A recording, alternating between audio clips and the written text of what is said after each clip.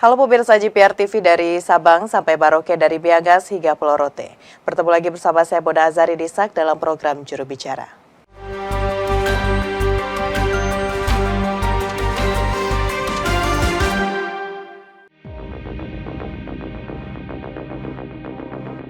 Pemerintah resmi melarang praktik sosial commerce seperti TikTok Shop dan sejenisnya yang menyediakan fitur transaksi jual beli pada platform sosial media.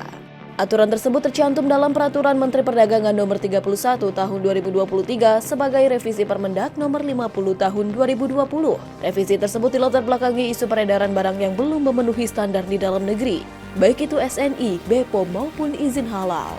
Adapun belai tersebut berlaku mulai pada 26 September 2023 dengan tenggat waktu hingga 7 hari untuk melakukan transisi dan sosialisasi terkait dengan perdagangan elektronik di platform sosial media. Artinya tepat pada hari ini pemerintah resmi melarang kegiatan transaksi dan praktik sosial commerce. Lantas, mampukah Permendak 31 tahun 2023 menjadi juru selamat bagi UMKM dalam negeri?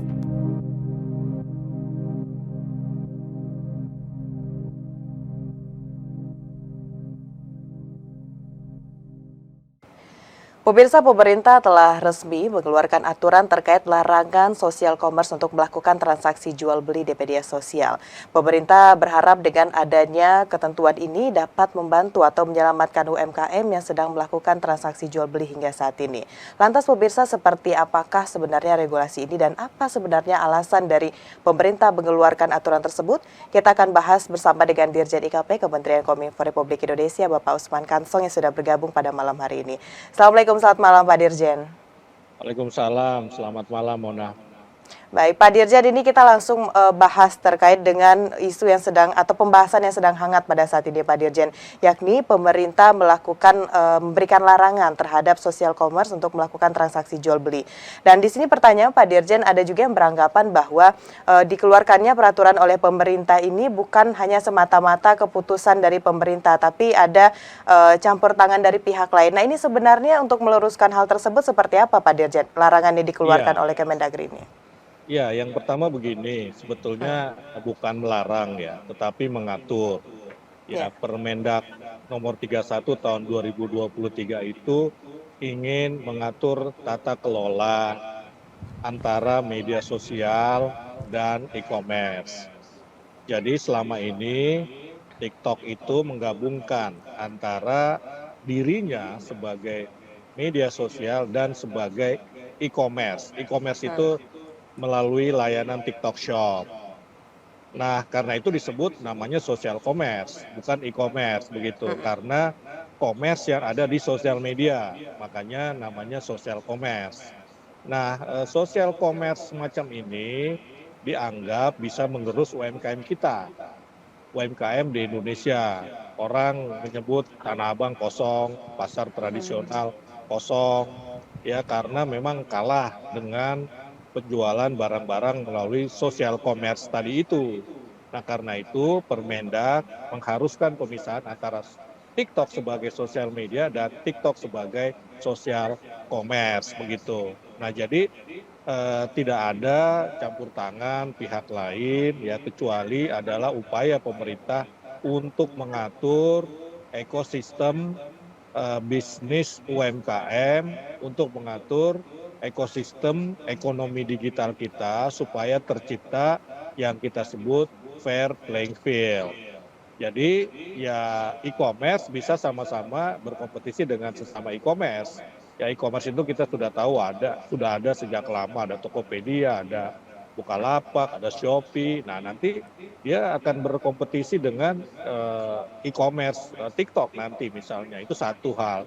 Yang kedua juga di sini akan terjadi fair playing field antara UMKM kita ya dengan produk-produk yang bukan UMKM begitu. Nah, apalagi kalau kita lihat ini kan harga yang ditawarkan di TikTok Shop ini kadang-kadang tidak masuk akal begitu.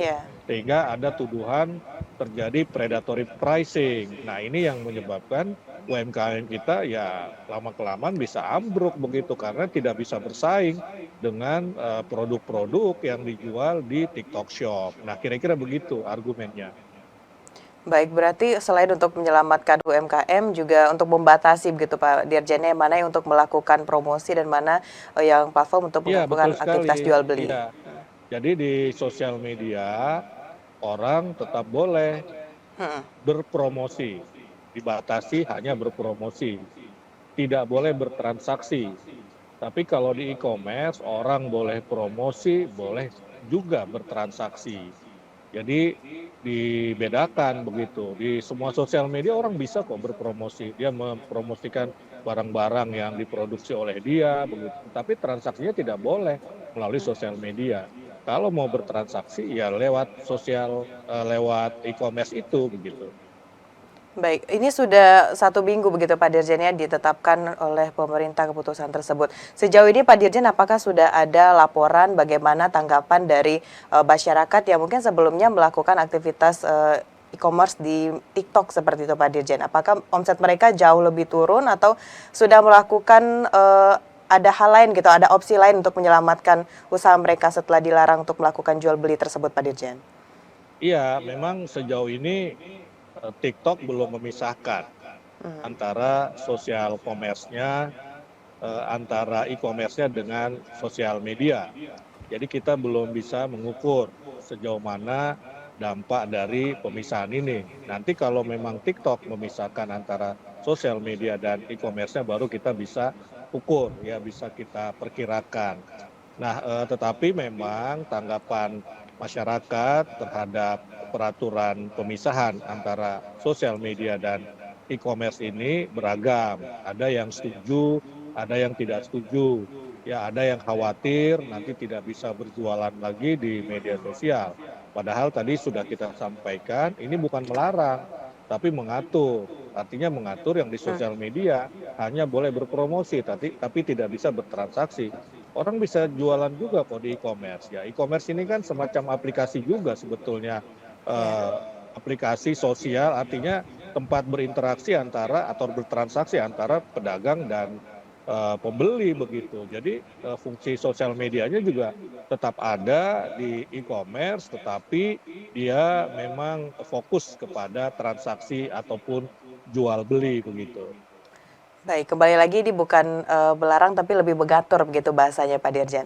Baik, kita tentu ingin mengetahui lebih jauh seperti apa saja poin yang ada dalam Permendag nomor 31 tahun 2023 ini Pak Dirjen. Namun kita akan jeda pariwara sejenak, pemirsa jangan kemana-mana, tetap di program Juru Bicara.